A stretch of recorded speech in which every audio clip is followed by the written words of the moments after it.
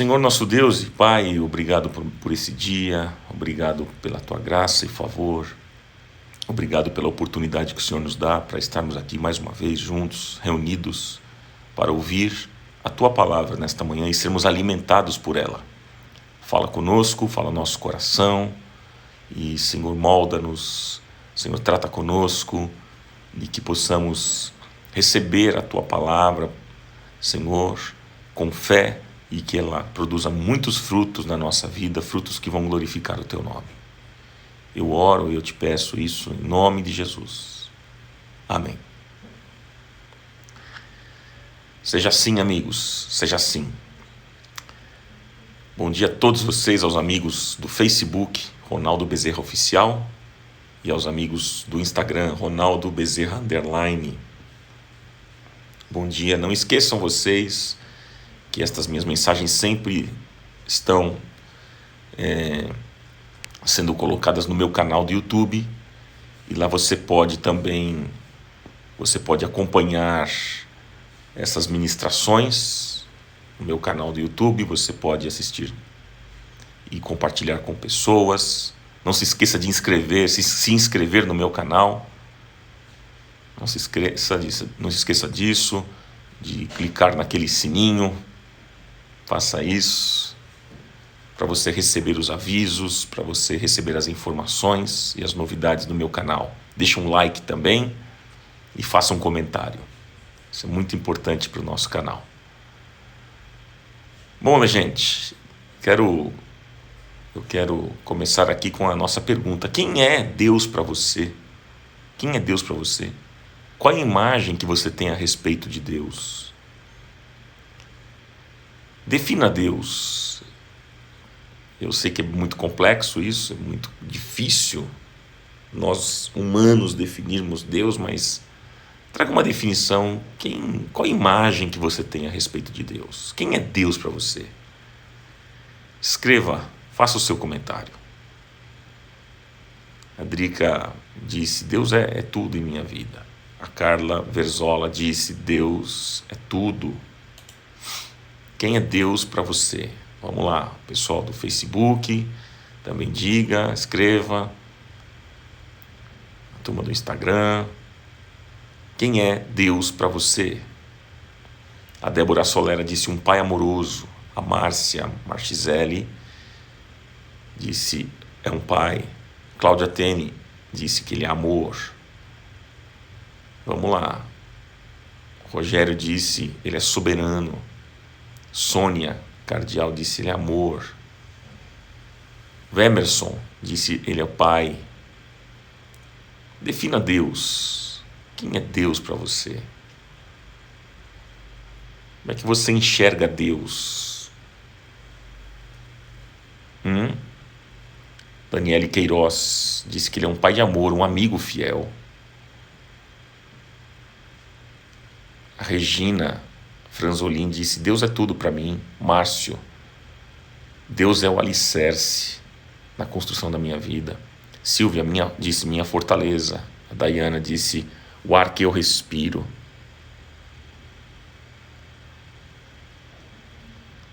Débora disse: ele é minha vida. A Val Lima disse: ele é pai. Juraci disse: Deus é meu pai. Também Maísa: Deus pai amoroso, bem-humorado e gentil. Vamos lá. O Henrique disse: um pai extremamente amoroso. Ângela Aguiar: pai de amor. Joel disse: ele é o amor. A Helena Frias disse que ele é justiça e amor. Débora disse: meu Criador e Pai, Ele conduz a minha vida, me protege, Ele me ama.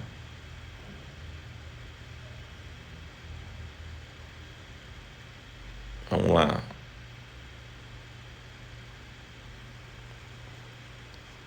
A Natália disse: meu Criador e Salvador. Deus é sustentador, disse o Ricardo, e direcionador de todas as coisas. A Leile Cakes disse: Pai que me conhece no íntimo e me ama. Que bom. Obrigado, Carla Verzola. Adquiriu um selo aqui. Obrigado, querida. Deus te abençoe por adquirir este selinho da live. É muito importante. Você me abençoa e também abençoa esta live para que a gente continue. Isso aí. A Kátia Santos disse que Deus é minha fortaleza. Olha lá. Quem é Deus para você? Qual imagem que você tem a respeito de Deus? Qual é a imagem? A Sônia disse que Ele é soberano, autor da nossa vida. Bom, gente, hoje o tema é as características de um adorador.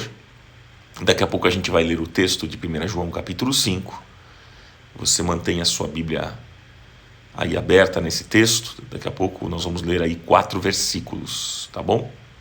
Mas eu queria te dar aqui alguns conceitos importantes. Alguns conceitos. O que é louvor? O que é adoração? O que é culto? Né? Vamos pensar num conceito aqui. O que é louvor? O que significa louvor? O que significa adoração e o que significa culto? Gente, louvor significa falar bem de Deus. Louvor é falar bem de Deus, é bendizê-lo, agradecê-lo. Há uma definição que diz, sobretudo com música e poesia. Claro que o louvor não depende, né, da música. Você deve ter uma vida de louvor a Deus. Louvar, você pode louvá-lo no seu dia a dia, andando, né, se trocando, comendo, sempre louvando a Deus, falando bem dele. Louvar significa elogiar, é falar bem de Deus, é bendizê-lo, é agradecê-lo. E há uma definição que também diz, sobretudo, com música e poesia. Por isso que também nós, nos nossos cultos, nós temos o tempo de louvor que nós falamos, onde os músicos cantam canções de louvor e adoração, de elogio a Deus, um momento de gratidão a Deus. Então, louvor significa isso. O que significa adoração? Adoração significa render tudo o que somos diante de tudo o que Ele é. Anote essa definição. Adoração é render tudo o que somos diante de tudo o que Ele é. E qual é o significado de culto? Gente, culto é a vida. E a vida é o culto. Então, sem culto na vida, não há vida no culto. O culto prepara para a vida. E a vida prepara para o culto. Por isso que a gente precisa fazer do culto um estilo de vida. E que a nossa vida seja um altar de adoração. Seja um culto contínuo. O culto, gente, não se limita a algumas horas que nós nos reunimos no prédio, lá no templo, em nossas comunidades. Não, o culto não se limita a isso. O culto é contínuo. Amém, gente? Então anote isso.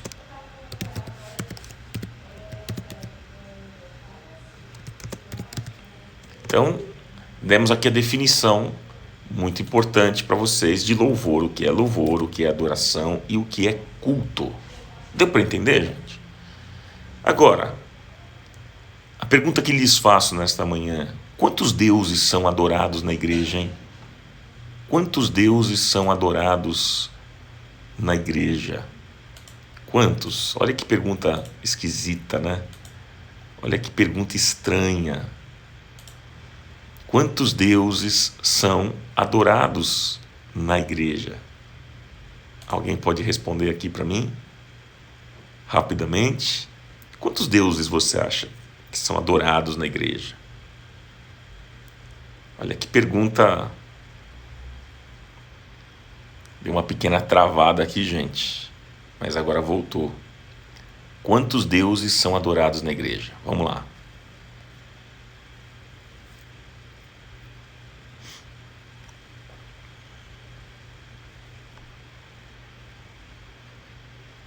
Responda para mim, por favor.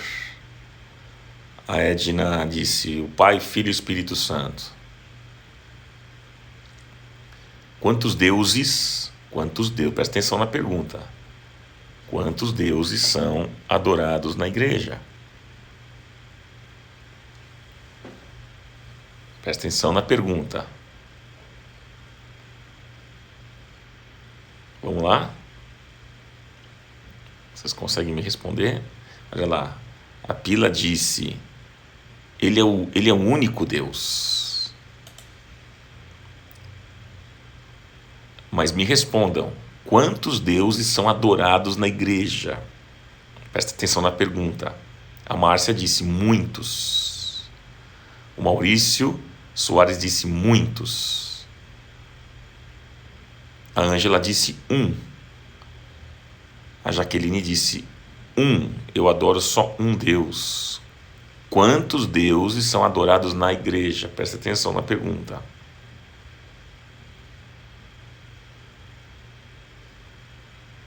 Vamos lá. O Ricardo disse: apesar de apenas ser um ser digno, muitas vezes a adoração pode ser muitas coisas. A Carla disse: idolatria? Vamos lá. Ela perguntou: será que você quis dizer o que vamos buscar nos cultos? Disse a Débora. Se é cura, prosperidade? Não é isso que eu estou dizendo. Estou perguntando quantos deuses. Eu vou explicar, claro, vou explicar para vocês o que é que eu estou perguntando.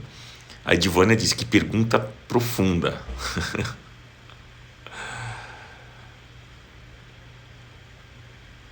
A Jaqueline disse: depende da pessoa.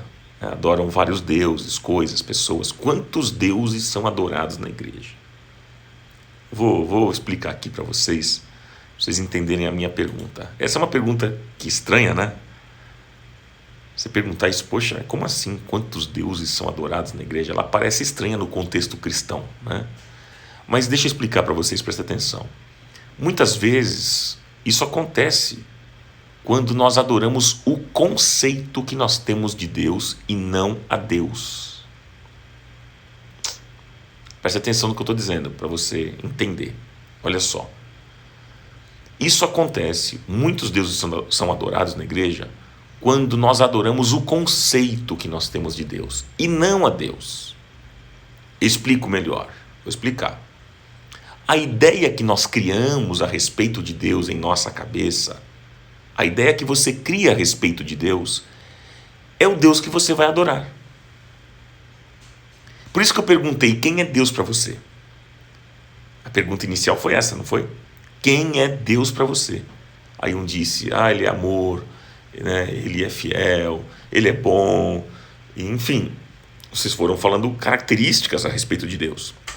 Então, a ideia que eu crio de Deus na minha mente é esse Deus que eu vou adorar. Entende? Estou falando de conceito, gente. Estou falando de conceito. Então, veja só. Se cada um aqui tem um conceito de Deus, eu acho que Deus é assim, eu acho que Deus é assado, eu acho que Deus é aquele jeito, tal. Se cada um aqui tem um conceito, então são muitos deuses sendo adorados dentro da igreja. Porque cada um adora o seu Deus, a imagem que ele criou a respeito de Deus. Eu acho que Deus é aquele Deus exigente, bravo, castigador. Eu acho que Deus é bom. Eu acho que Deus é isso, Deus é aquilo. E aí cada um adora o seu Deus. Portanto, gente, presta atenção. Se nós temos uma ideia errada a respeito de Deus, se você constrói na sua mente uma ideia errada, o Deus que você vai adorar não é o Deus verdadeiro, não será o Deus verdadeiro. Vai ser apenas um conceito que você criou a respeito dele. Profundo isso. Mas é verdadeiro, né? Então, é muito possível, gente. É muito possível adorar um Deus que não tem nada a ver com o Deus da Bíblia. Sabia disso? É muito possível que, de repente, há pessoas, nesses dias, dentro das igrejas, que estão adorando um Deus que não tem nada a ver com o Deus verdadeiro. Pode ser uma... O que pode ser, você pergunta? Então, que Deus que é esse? O que pode ser? Bom, pode ser uma fabricação da religião. Você está adorando, de repente, um Deus que é uma fabricação da religião. Ou então, um Deus que é uma fabricação da cultura. Ou uma ideia pessoal. Ou uma tradição familiar, mas que não corresponde ao Deus da Bíblia. Aí você pergunta, então tá, qual que é a verdade que eu tenho que saber? Que tipo de Deus eu devo adorar? Qual é a imagem que nós temos gravada, amigos, na nossa mente, no nosso coração a respeito de Deus? Qual é? Qual é a imagem que você tem de Deus? Sabe que muitas pessoas têm dificuldade de lidar com Deus, como ele se revela na Bíblia. Por isso, nós precisamos ler a Bíblia, gente. E quando a gente ler a Bíblia, a gente precisa entender que Jesus Cristo é o máximo da revelação que nós podemos ter a respeito de Deus. Ou seja, para conhecermos a Deus, nós precisamos olhar para Jesus. É Jesus, gente, Jesus. Porque fora de Jesus, todas as ideias que nós temos de Deus podem ser falsas. Entende? Então, olhe para Jesus. Você precisa conhecer as Escrituras, você precisa conhecer Jesus. Porque se você quiser conhecer Deus, você precisa olhar para Jesus. Porque fora de Cristo, todas as ideias que você constrói na sua mente podem ser equivocadas, ser falsas. É o que diz o escritor aos Hebreus, anote aí. Hebreus 1, versículo 1 e 2. Sabe o que é que diz? Diz assim: havendo Deus outrora falado muitas vezes. Então o que é que diz o escritor aos Hebreus? Deu uma travada aqui no Instagram, agora voltou, gente. Eu parei quando travou, eu dei uma paradinha. O que é que diz o escritor aos Hebreus? Capítulo 1, versículo 1. Havendo Deus outrora falado muitas vezes e de muitas maneiras aos pais pelos profetas, nesses últimos dias nos falou pelo Filho, a quem constituiu herdeiro de todas as coisas, pelo qual também fez o universo. Gente, travou mesmo, travou aqui para mim, tá? Mas já voltou agora. Quando trava para mim, eu paro, para não perder o raciocínio. Hebreus capítulo 1, eu li aqui, versículo 1 e 2. Então, gente, o que é que o texto está dizendo aqui para nós? Que antigamente Deus falava aos pais pelos profetas. Antigamente. Mas nesses últimos dias, depois da vinda de Jesus, Deus nos fala através do Filho dele. Por isso que a gente precisa olhar para Jesus. Você quer conhecer a Deus? Olhe para Jesus. Porque em Jesus habitou toda a plenitude da divindade. Em Jesus. Então, para nós não criarmos um Deus falso, nós precisamos nos relacionar com Jesus. É com Jesus. Você quer saber quem é Deus? Olhe para Ele. Porque sem Jesus, veja, sem Jesus, nós sempre teremos uma imagem distorcida a respeito de Deus. Filipe, que era um dos apóstolos, certa vez ele se aproximou de Jesus.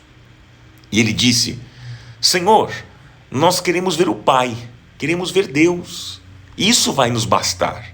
E sabe o que Jesus respondeu? Jesus disse: Filipe, Eu estou há tanto tempo com vocês e vocês não me conhecem ainda? Quem me vê a mim, disse Jesus, vê o Pai. Quem me vê a mim, vê o Pai. João capítulo 14, versículo 8 e 9. João 14, 8 e 9. Então, gente, o foco da adoração, nós vamos falar sobre as características de um adorador, é uma introdução aqui. O foco da adoração é Cristo. Por isso nós precisamos conhecer quem nós estamos adorando, sua natureza, seus atributos. Nós cremos em um Deus único e digno de toda adoração. E apenas uma crescente intimidade com Jesus através da palavra é que nos levará a conhecer verdadeiramente a Deus, o nosso Pai. E aí está o convite do profeta Oséias, né? Oséias 6, versículo 3, ele diz: conheçamos e prossigamos em conhecer o Senhor. Conheçamos e prossigamos em conhecer o Senhor. Que seja assim, em nome de Jesus.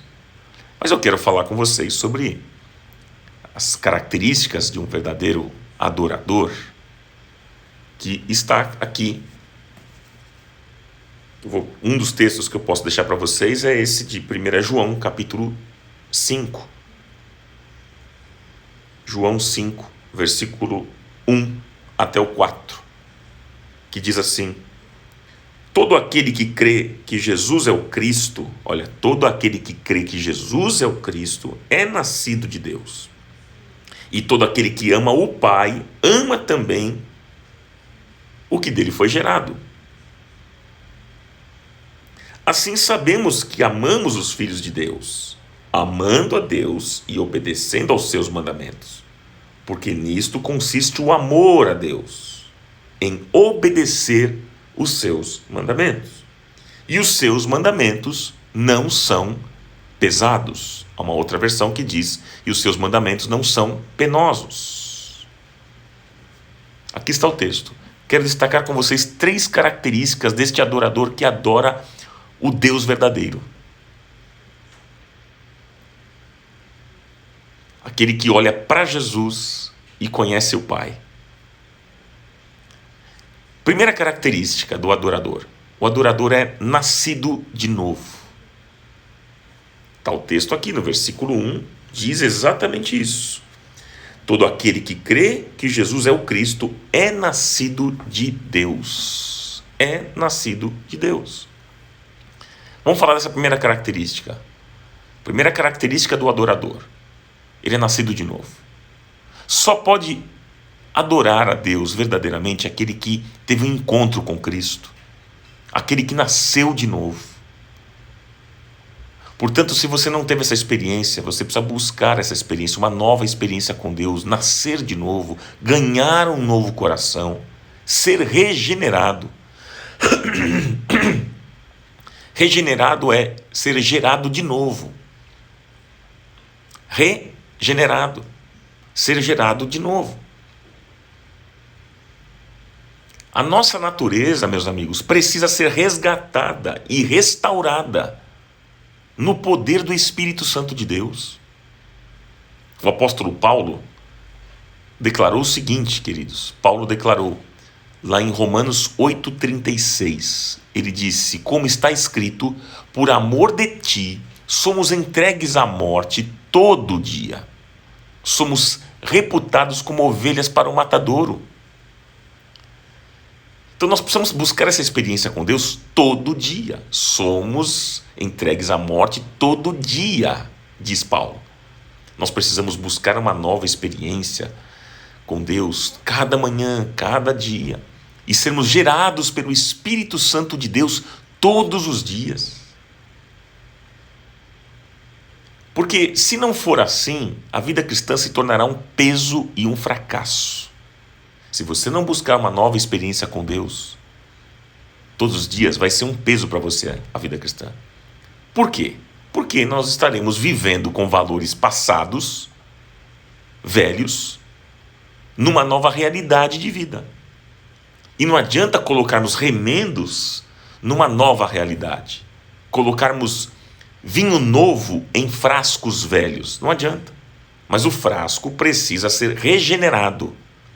O frasco precisa ser remodelado, refeito. Entende? O nosso grande problema, sabe qual é, meus amigos, irmãos?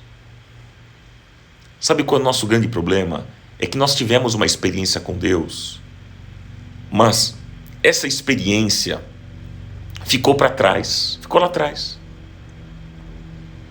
E aí a gente fica lembrando, aquele dia 26 de julho de 1977, a experiência marcante que eu tive. Que bom que você se lembra, inclusive, da data.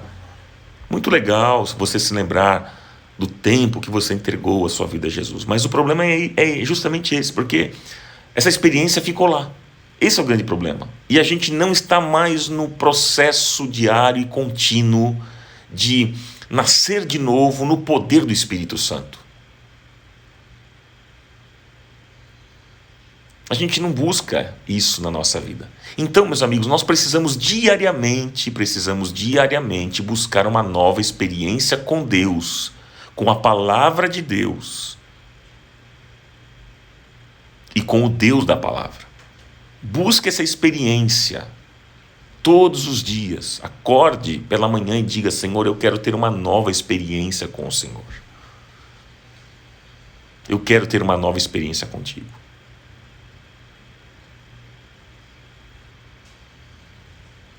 Amém, gente?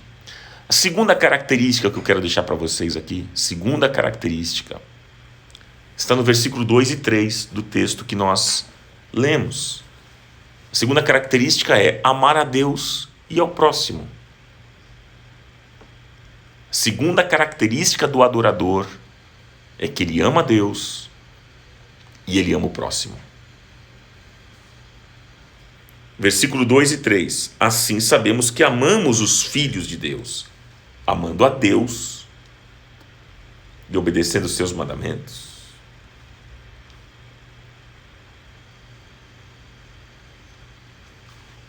Então veja bem. Gente, a segunda característica do verdadeiro adorador, a primeira é que ele nasceu de novo. A segunda é que agora então ele ama a Deus e ama as pessoas. Amigos, o amor torna tudo leve. Vou repetir. O amor torna tudo leve. Mas quando nós não amamos, tudo se torna pesado. Se torna um desastre.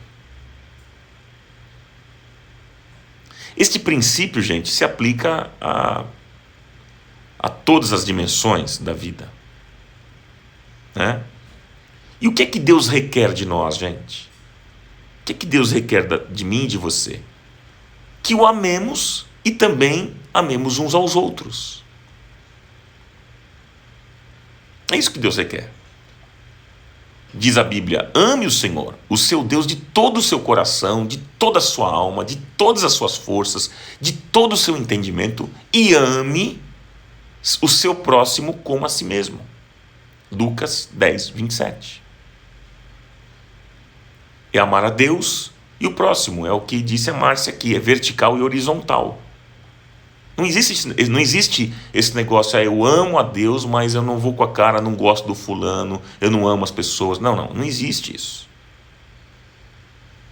Como é que você diz que ama a Deus, quem você não vê, e o seu próximo que você vê, você diz que não ama? Aí eu fico pensando, será que o dia que você ver Deus mesmo, você vai amá-lo? Será? Entende? Então não tem esse negócio de amo a Deus, mas não amo o outro, mas odeio o outro. Não. Tem uma frase aqui muito perigosa que eu vou citar aqui para vocês. É uma frase difícil, mas vale a pena eu citar. Uma frase do Santo Agostinho. ele diz assim: ame a Deus e faça o que quiser. Ame a Deus e faça o que quiser. Você acha essa frase verdadeira ou falsa? Uma frase boa ou ruim? Ame a Deus e faça o que quiser. Ame a Deus e faça o que quiser. Ele cita. O que você acha dessa frase? Vamos lá, rapidinho, escrevam para mim. O que é que você acha dessa frase? Ela é boa, verdadeira ou ela é ruim? Ame a Deus e faça o que quiser, declarou Santo Agostinho. O que é que você acha dessa frase? Vamos lá.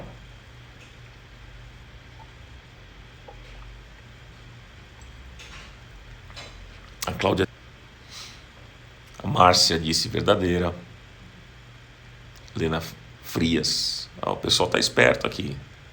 A turma tá ligada. Ame a Deus e faça o que quiser.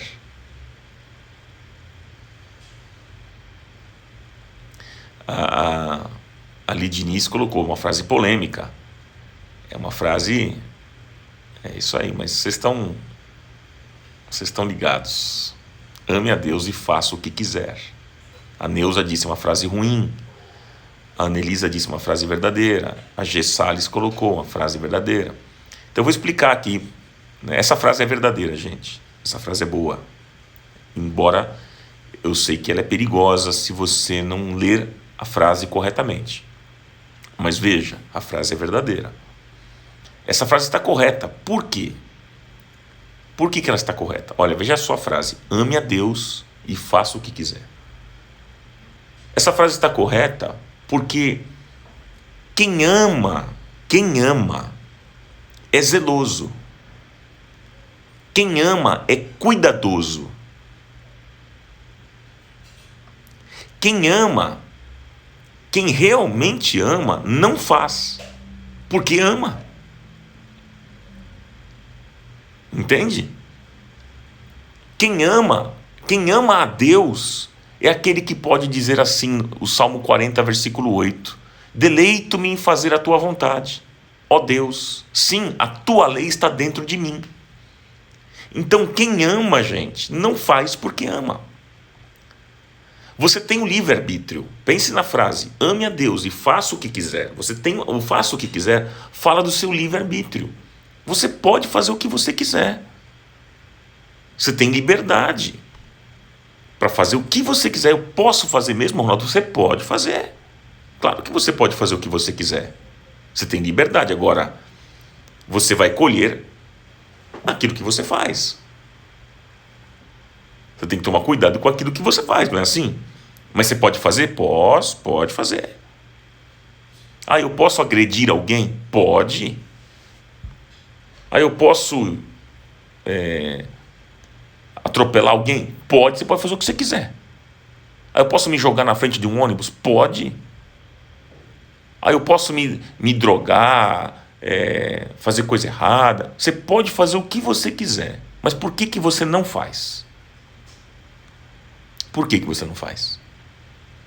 Porque você ama Deus. Porque você quer fazer a vontade de Deus. Porque a lei dele, a palavra dele está no seu coração. Quem realmente ama não faz porque ama.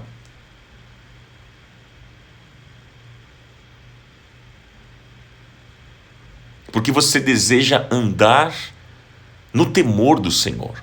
E o temor do Senhor é o princípio da sabedoria, diz as Escrituras. Entende? Então quem ama, gente, não faz. Por isso que a frase está correta. Ame a Deus e faça o que quiser. Eu não vou fazer o que eu quero porque eu amo a Deus.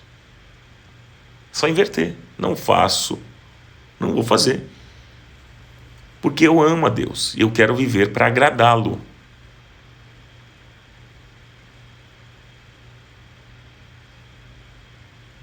Amém, gente? Veja, quem ama está disposto a abrir mão de muitas coisas em nome do seu amor. Guarde isso. Quem ama está disposto a abrir mão de muitas coisas em nome do seu amor. Por isso, nunca diga que você ama se você não estiver disposta a abrir mão de alguma coisa em nome deste amor. Não diga que você ama se você não estiver disposto ou disposta a abrir mão de alguma coisa em nome deste amor. Por quê? Porque, gente, palavras são baratas. Frases de efeito se tornam lugar comum. Expressões verbais podem ser transformadas em expressões vulgares. Então, hoje em dia, nós ouvimos a expressão eu te amo. Eu amo você, amo você. Não é assim? As pessoas vivem falando isso. Mas esta frase, por si mesma, é barata. Qualquer um pode dizer isso. Qualquer pessoa diz essa frase quando deseja conquistar alguém. Qualquer pessoa. Então, gente, o teste supremo do amor verdadeiro é eu estar disposto a abrir mão de alguma coisa em nome deste amor. E quantos de nós não entendemos isso? E a gente diz assim, por exemplo, eu amo a Deus. Como eu amo a Deus. A gente vai para o culto e a gente canta, te amo, Deus, eu te amo, Deus. Não é assim? A gente não entende essas verdades que eu estou colocando aqui e vulgarmente a gente diz, eu te amo, Deus. Aí eu fico pensando, quando nós estamos cantando na igreja, fazendo declarações de amor a Deus, quando o pastor lá na frente fala assim, olha, levante a sua voz e diga que você ama a Deus, diga te amo, Senhor. Eu fico pensando, será que nós estamos entendendo o que nós estamos fazendo? Será que entendemos o que estamos dizendo? Por isso que Jesus disse lá em Mateus 10, versículo 37, anote aí, Jesus disse em Mateus 10, 37, que quem ama seu pai ou a sua mãe mais do que a mim, disse Jesus, não é digno de mim. Quem ama seu filho ou a sua filha mais do que a mim, também não é digno de mim. E quem não toma a sua cruz e vem após mim, não é digno de mim. Quem acha a sua vida, perdê-la-á. Quem todavia perde a vida por minha causa, acha-la-á. Disse Jesus, Mateus 10, 37 ao 39.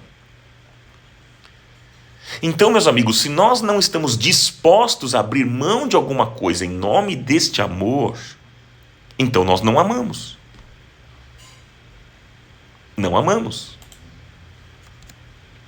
E no amor existe uma dimensão da escravatura. No amor existe uma dimensão da escravatura. Quem ama é escravo. Aquele que ama torna-se réu, preso ao objeto do seu amor. Por isso que amor sem responsabilidade não é amor. Amor sem que eu esteja disposto a abrir mão de algo também não é amor. Por isso que o amor é uma escravidão, se assim eu posso dizer. Porque agora, gente, eu não vivo mais em torno dos meus interesses. Agora, em nome deste amor, eu estou disposto a abrir mão dos meus interesses por aquele que eu amo. E a disposição em abrir mão está totalmente relacionada ao tamanho do meu amor. Vou repetir. A disposição em abrir mão está totalmente relacionada ao tamanho do meu amor. Se eu amo pouco, eu vou abrir mão de pouco. Se eu amo muito, eu vou abrir mão de muito. Por isso que quando a gente fala de um amor verdadeiro, a gente fala do amor de mãe, não é?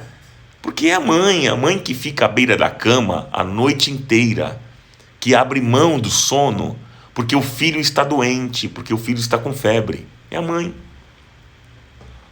É a mãe que vai visitar o filho que está preso na cadeia. Pode ver, nas penitenciárias, nas cadeias, você vê lá uma fila enorme, as mães lá fora. São as mães.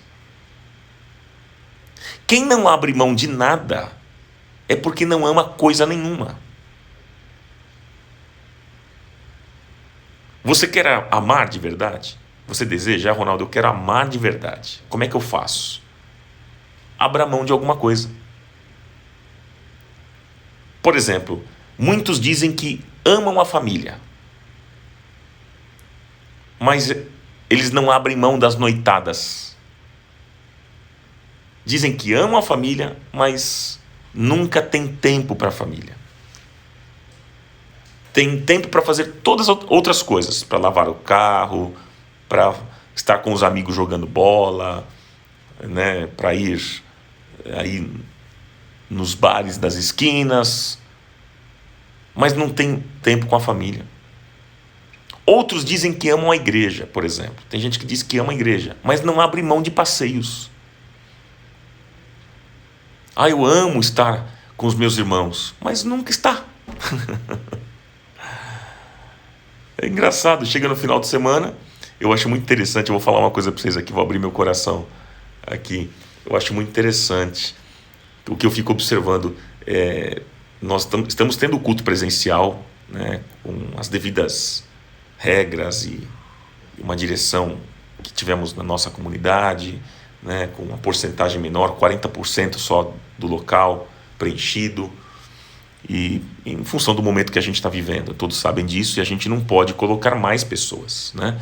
Mas eu acho incrível, tem gente dizendo o seguinte: eu não vou à igreja porque eu preciso tomar mais cuidado, eu tenho que ter um cuidado com a saúde agora, olha, tem muita contaminação e tal. E é verdade, a gente tem que tomar um cuidado mesmo, óbvio, né?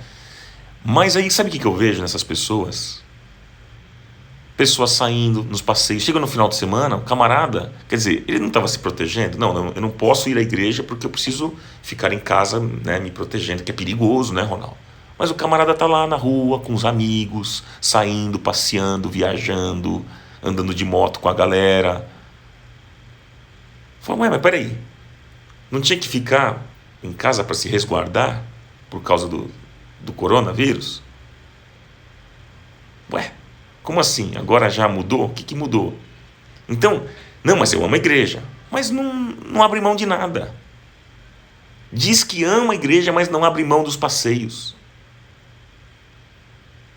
Gente, isso não é amor. Isso não é amor, gente. Isso é qualquer outra coisa, menos amor. Porque, gente, o amor não se contenta com boas intenções. Inclusive, uma intenção, para ser boa, tem que gerar boas ações. Nunca acredite nas suas boas intenções se você não estiver disposto a transformá-las em ações. Não acredite. Eu tenho boa intenção.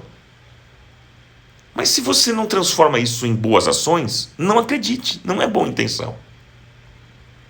De toda boa intenção nasce uma boa ação. Se não tiver boa ação, é só um pensamento piedoso. É só religião. É brincar de igreja. Muitos têm boas intenções, mas poucos têm atitude. Alguns, com boas intenções, dizem o seguinte: olha, mas Ronaldo, Deus conhece o meu coração, Ele sabe o que está aqui dentro da minha vida, do meu coração, Ele pode contar comigo, eis-me aqui, Senhor, conta comigo. Mas esse dia nunca chega. Esse dia nunca chega. Sempre surgem as desculpas. Agora ele precisa estudar, agora ele precisa trabalhar, agora ele precisa casar, agora ele precisa ter filho, agora é cada hora uma coisa. Ele não vai na igreja porque ele precisa casar. Não, eu vou casar, Ronaldo, então tá uma correria a minha vida, eu estou aproveitando o final de semana para fazer minhas correrias e tal, então não posso. Aí tá, ele que se casa. Quando se casa, poxa vida, agora a vida ficou maluca, não dá para eu ir agora nesse momento que eu estou me adaptando no casamento. Aí chega o filho. Agora o problema é o filho, porque nasceu o filho e eu não posso ir. É impressionante, às vezes nasce a criança, o camarada fica um ano sem ir à igreja porque fala que nasceu o filho. Quer dizer, o filho se tornou um problema. Olha que absurdo. Sempre surgem desculpas, o dia nunca chega, mas ele sempre está dizendo: Senhor, conta comigo. Outros dizem o seguinte: olha, minha esposa e os meus filhos, eles sabem o quanto eu os amo. Ele sabe, mas é porque eu estou vivendo um momento tão difícil, tão complicado, e eu não consigo dedicar tempo para eles. Eu não consigo. E, gente, o amor não se satisfaz apenas com intenções. O amor acontece com atitude, com compromisso. O amor é o que o amor faz. O amor sempre dá um jeito, mas quem não ama é indiferente e apresenta desculpas. E quem tem desculpas não tem frutos. E nós seremos conhecidos pelos frutos e não pelos dons. Os dons é dado de Deus para os homens. Os frutos é do homem para Deus. O dom, vou repetir, o dom ele é dado de Deus para os homens, mas os frutos do homem para Deus. Então, o amor não é ter apenas boas intenções. O que é o amor? O amor é atitude, é ação, o amor é silêncio, quando a gente sabe que as palavras vão... Então, gente, o que é o amor? Eu disse que o amor... O que é o amor? O amor é atitude, é ação.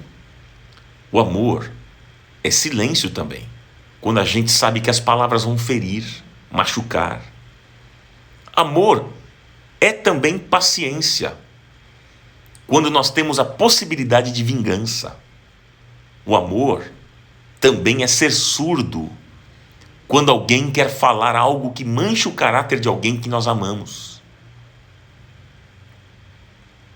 O amor é também ter misericórdia, quando poderíamos ter justiça nas mãos. O amor é ter atitude correta, quando for necessário agir. Isso é amor. Então, gente, eu falei aqui para vocês das características, né? Estou falando com vocês sobre as características do adorador. Primeiro, o adorador é aquele que nasceu de novo. Segundo, o adorador ama Deus e as pessoas. E terceiro, anote aí, por último, terceiro, anote, confia no caráter de Deus. O adorador é aquele que confia no caráter de Deus. E olha o que diz aqui, gente. Muito legal o texto, ó. Versículo 4. O que é nascido de Deus vence o mundo, e esta é a vitória que vence o mundo, a nossa fé. Então, gente, nós podemos confiar no caráter de Deus. Nós podemos confiar e descansar em um Deus extremamente confiável. Um Deus que não é homem para mentir, nem filho do homem para se arrepender. Nós podemos colocar a nossa vida, sonhos, projetos de vida nas mãos de um Deus que é extremamente confiável. E quando falamos sobre fé, nós temos que entender que existem diversas dimensões. A fé tem diversas dimensões. Por exemplo, tem a fé que move montanhas, tem a fé que se confunde com a esperança, tem a fé que se confirma em obras, tem a fé que ajuda o outro, tem a fé que espera e tem a fé que descansa no caráter de Deus. Tem a fé que descansa no caráter de Deus, anote essa. Por que a gente anda tão irrequieto, hein? Por que os mandamentos de Deus se tornaram pesados para a nossa vida? Por quê? Porque ainda nós não aprendemos a confiar e descansar em Deus. Nós temos dúvidas ainda se o que Deus disse realmente é o melhor para nós. A gente tem dúvida. Então a gente não descansa, não confia em Deus. Agora, gente, crer em Deus rodeado de milagres, crer em Deus rodeado de milagres é muito fácil. Não há virtude nisso. O difícil, gente, é crer em Deus sem evidências de mudanças, sem coisas palpáveis, mas mesmo assim no interior do nosso coração dizer, Deus proverá. E quando não há mais chance de nada, então Deus provê. Isso é fé. Isso é milagre. Tem uma história muito interessante de um missionário chamado Hudson Taylor, na China. Esse missionário estava enfrentando grandes necessidades financeiras.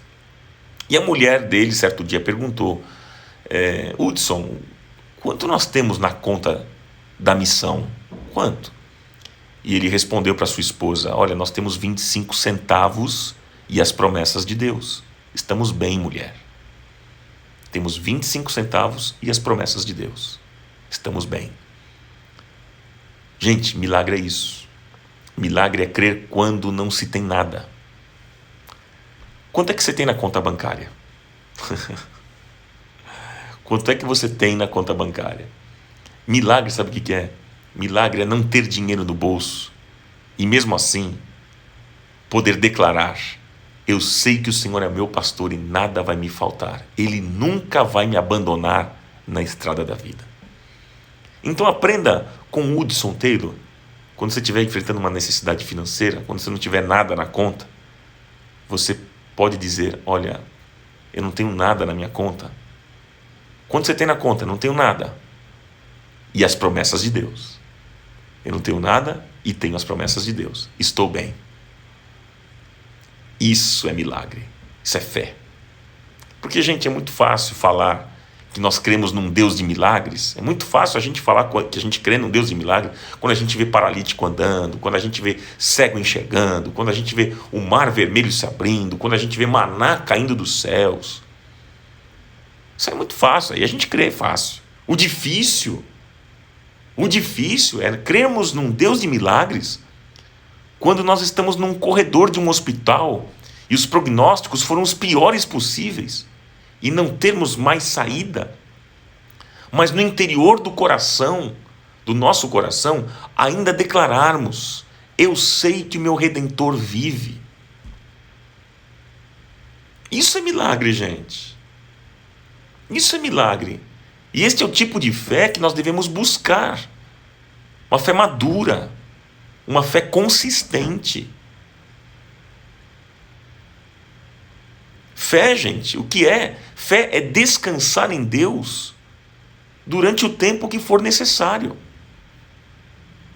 Fé é isso, é descansar em Deus durante o tempo que for necessário.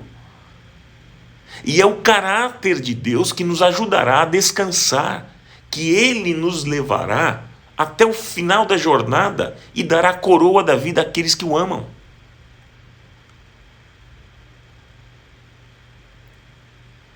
Isaías 64:4 diz: porque desde a antiguidade não se ouviu, nem com o ouvido se percebeu, nem com os olhos se viu um Deus além de ti, que trabalha para aquele que nele espera. Deus está trabalhando. Deus continua trabalhando, Ele não está parado. Você não precisa fazer algo para movimentar Deus. Não, vou fazer alguma coisa para ver se a mão de Deus movimenta. Eu vou orar para ver se vai movimentar. A oração, gente, não muda Deus, a oração muda nós. Muda a gente. A gente precisa crer que Deus continua trabalhando. A nossa oração não tem que ser assim: Deus, comece a fazer alguma coisa, vai. Não. A nossa oração tem que ser: Senhor, livra-me da ansiedade e da dúvida de achar que o Senhor não está trabalhando.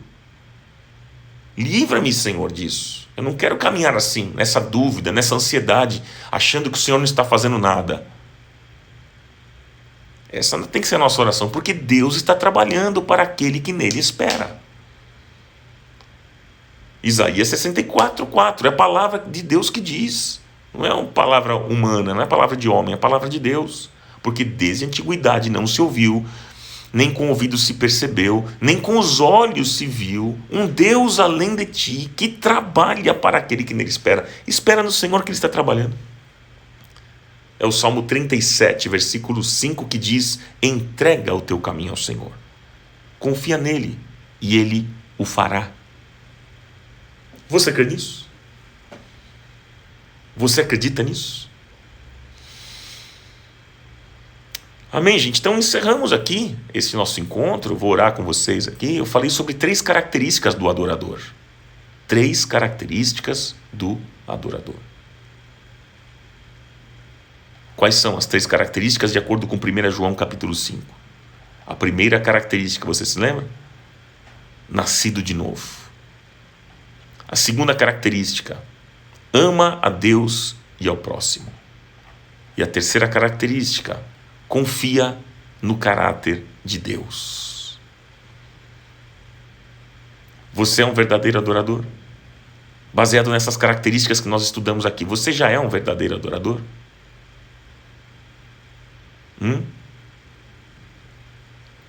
Que o Senhor nos ajude, que o Senhor se revele a nós, que o Senhor nos abençoe, que o Senhor restaure a nossa vida em nome de Jesus. Em nome de Jesus. Pai, obrigado por esse tempo que o Senhor nos deu nessa sexta-feira. Obrigado porque a Tua palavra é viva.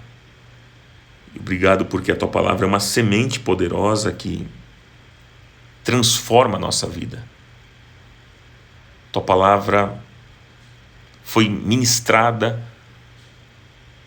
Tua palavra foi lançada. Essa semente poderosa foi lançada no nosso coração. E eu creio, e nós cremos que ela vai produzir muitos frutos para a glória de Deus. Que esta palavra, Senhor, produza frutos na vida dos meus irmãos que me acompanharam neste encontro, nessa live. Quantos aqui precisavam ouvir este tema, esta palavra? E eu sei que o Senhor falou ao coração de muitos que estão aqui. Obrigado por isso, Espírito Santo de Deus. Obrigado porque falaste ao nosso coração. Nós queremos entregar o nosso coração a Ti, a nossa vida ao Senhor, e pedir que o Senhor transforme, que possamos realmente ter uma experiência com o Senhor, cada dia nascer de novo, que possamos realmente amar o Senhor e amar as pessoas, e que possamos confiar no Teu caráter, que possamos ter essas características. Ajuda-nos, Pai, ajuda-nos em nome de Jesus. Realiza um milagre na nossa vida, realiza um milagre no nosso coração. Eu oro, Pai, eu Te agradeço por esse momento tão precioso e rico que tivemos aqui na Tua presença. Em nome de Jesus, Senhor, abençoa o nosso dia, abençoa o final de semana, guarda-nos e livra-nos do mal. Esta é a minha oração, é a oração dos meus irmãos. Me uno com eles, orando, Senhor, e intercedendo.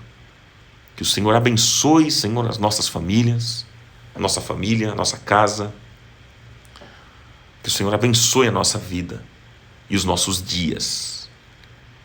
Em nome de Jesus, eu Te agradeço por tudo. Louvado seja o Teu nome. Amém.